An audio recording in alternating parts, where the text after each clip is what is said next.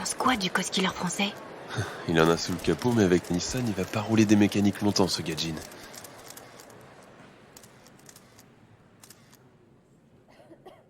Je sais. Et je mesure quel effort, quel sacrifice, quelle douleur nous allons devoir subir. Mais croyez-moi, nous n'avons pas le choix et ça en vaudra la peine. Derrière ses grosses lunettes, l'allure sévère, Carlos Ghosn pèse ses mots.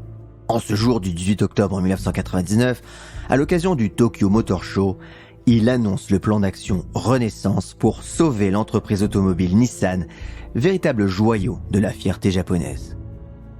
À Tokyo, devant un parterre de 300 journalistes, Carlos sait que le défi est de taille.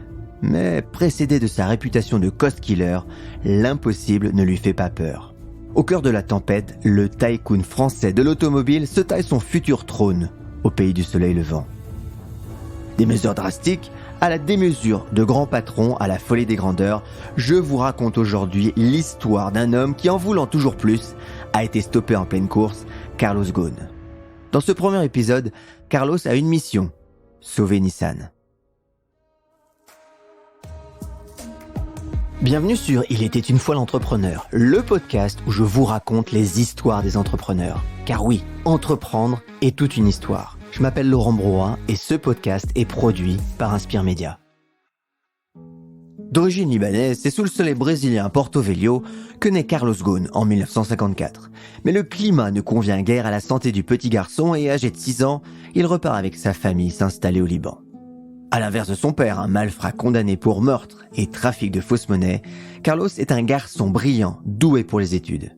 Après avoir intégré la prestigieuse école jésuite libanaise Notre-Dame de Jamhour, il poursuit ses études en France, à Polytechnique puis les Mines. En 1978, à peine diplômé, il part à Clermont-Ferrand pour travailler chez Michelin. Il gravit alors rapidement les échelons et à 27 ans seulement, il est nommé directeur d'usine. Carlos, je vois bien que tu ronges ton frein ici. J'aurais besoin d'un homme de confiance et de ta qualité pour diriger les divisions Michelin au Brésil. C'est le chaos là-bas. Faut aller faire le ménage. Je suis votre homme, François. Ambitieux, avec la prétention de devenir un jour numéro 1, Carlos travaille sans relâche et sans état d'âme. Implacable, il prend des mesures drastiques pour redresser la filiale au Brésil. Malgré la situation économique désastreuse du pays et l'instabilité politique, Carlos réussit le pari. La direction de Michelin l'envoie alors aux États-Unis pour faire de même. Cosquiller, New York Times, The Financial. Tout le monde l'affirme, t'es un vrai tueur, mon amour. Moi, Rita, ce que je veux qu'il ait, c'est la première place. Mais impossible chez Michelin, je n'ai pas le bon patronyme. Effectivement, Carlos ne compte pas arrêter la course de sa fulgurante carrière. Être numéro 2 sur le podium n'a jamais été son objectif. Il se rêve en numéro 1. Sauf que chez Michelin, la place de grand patron, c'est dans la famille de sang qu'elle s'obtient. Monsieur Schweitzer, c'est Zedner. J'ai trouvé l'homme qu'il vous faut, un certain Carlos Ghosn. Il est libano-brésilien, un polyglotte, il a 2 doigts d'obtenir le passeport français. Je l'ai déniché dans l'annuaire de Polytechnique. Intéressant. Arrangez-moi le rendez-vous à Boulogne, s'il vous plaît. Et c'est ainsi que Carlos Ghosn, déniché par un chasseur de tête sur commande de Louis Schweitzer, le PDG de Renault, débarque chez le constructeur automobile en 1996. Il a alors 42 ans. Sa carrière passe à la vitesse supérieure. Schweitzer recherche son successeur, la place de numéro 1 est à prendre.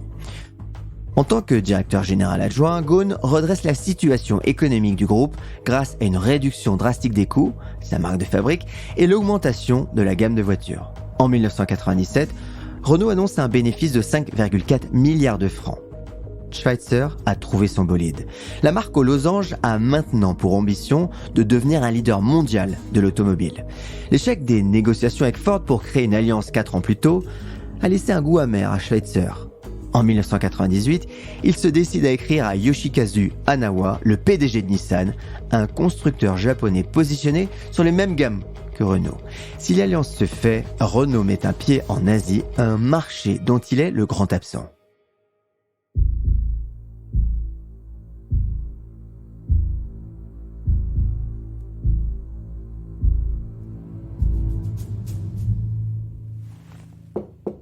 Ah, Carlos, Entrez.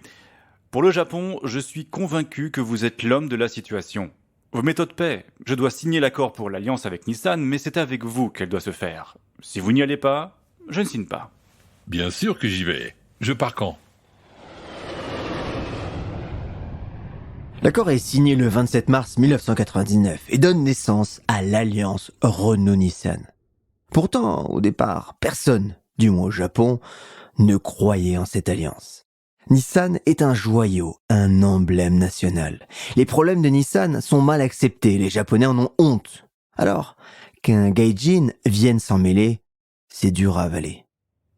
Anawa-san, pardonnez-moi, mais pourquoi avoir accepté l'alliance avec Renault? On a du mal à comprendre comment une entreprise qui ne sait pas fabriquer des voitures peut nous racheter.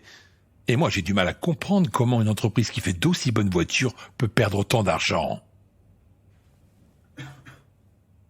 Carlos gère les parts de Renault dans Nissan, 36,8%. Puis, tout en gardant son poste de directeur général chez Renault, il devient chef des opérations de Nissan. Le 18 octobre 1999, il doit donner sa première conférence de presse à Tokyo pour présenter le plan de redressement de Nissan. La pression est à son comble. Il faut revoir les méthodes. Nissan a d'excellents ingénieurs, de bonnes voitures, mais un management figé qui entrave l'évolution de l'entreprise. Nous fermerons 5 usines. Nous réduirons les effectifs de 14% des effectifs. Les coûts d'achat de 20%. Monsieur Ghosn, vous vous rendez compte que ça va à l'encontre de notre culture? L'emploi est sacré ici. Quand on a un poste, c'est à vie. Nous n'avons pas le choix, et ça en vaut la peine. Je m'engage à démissionner, ainsi que mon équipe, si en mars 2001 les objectifs ne sont pas atteints. Le plan Renaissance de Nissan paie. Avec un bénéfice de 3,8 milliards d'euros en 2004, il devient l'un des groupes automobiles les plus rentables au monde. La réputation du cost killer n'est plus à faire. Carlos Ghosn n'a pas peur de bousculer les traditions. Même le système de l'augmentation salariale est revu. Fini la hausse à l'ancienneté, seuls les employés méritants pourront en bénéficier, peu importe l'âge et l'arrivée dans l'entreprise. Carlos est alors nommé président de Nissan en 2000 et PDG en 2001. Il est enfin numéro 1. Il est le premier dirigeant du monde à occuper cette fonction simultanément dans 2 entreprises de cette envergure. Avec la renaissance de Nissan, s'ensuit une véritable Ghosn-mania au Japon. Carlos devient une vraie star, un vrai tycoon à qui l'on demande des autographes, que l'on invite sur tous les plateaux télé et qui fait la une des magazines. Il est même héros d'un manga. Tu vois mon killer, t'es même numéro 1 dans le cœur des Japonais. D'ailleurs, t'as vu dans ce magazine, ils disent même que tu es père idéal de l'année. Quelle consécration! Adoubé et adulé au Japon, Carlos commence à penser lui aussi qu'il est un demi-dieu.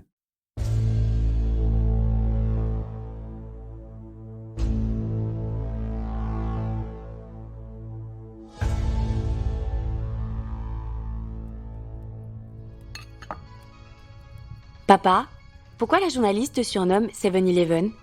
Parce que de 7h à 23h, je pilote tous les dossiers. Tu sais ma chérie, pour pouvoir passer du temps en famille, j'organise mon agenda 1 an à l'avance.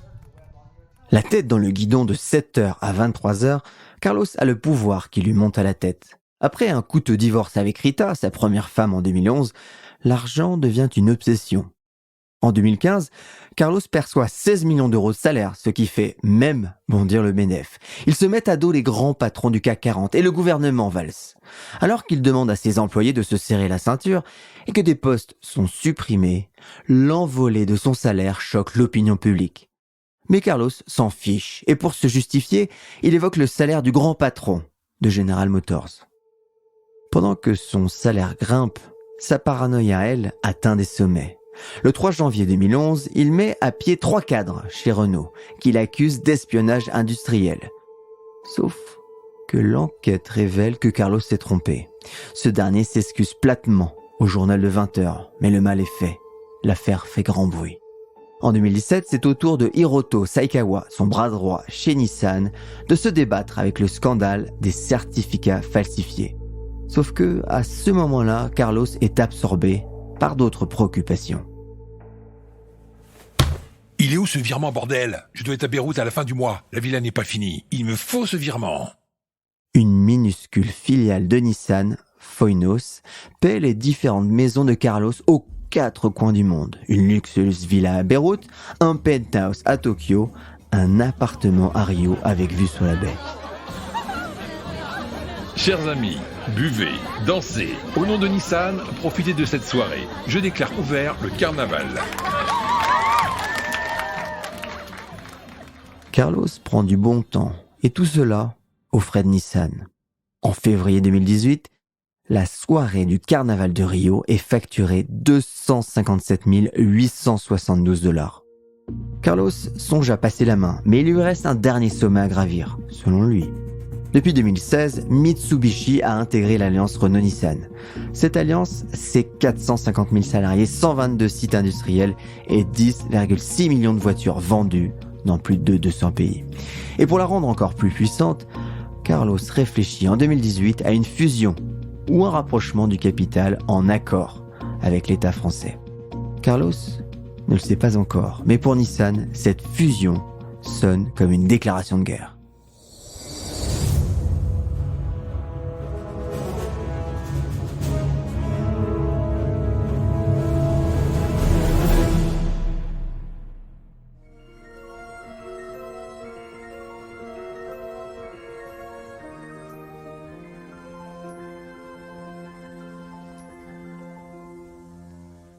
Alors que Carlos Ghosn en smoking noir et nœud papillon gravit les marches du festival au bras de son épouse en robe vert émeraude, Le 10 mai 2018, l'Alliance paie une nouvelle fois le show de Carlos Ghosn et sa femme lors du festival de Cannes. Sous les feux de la rampe, le couple ne se doute pas qu'à Tokyo, au même moment, se trame la descente aux enfers. Cher Hidetoshi Imazu, j'attire votre attention sur Monsieur Ghosn. J'ai la preuve formelle qu'il aurait falsifié les comptes Nissan avant de détourner de l'argent. Mais que se trame-t-il au Japon ? Ça, c'est l'histoire du prochain épisode.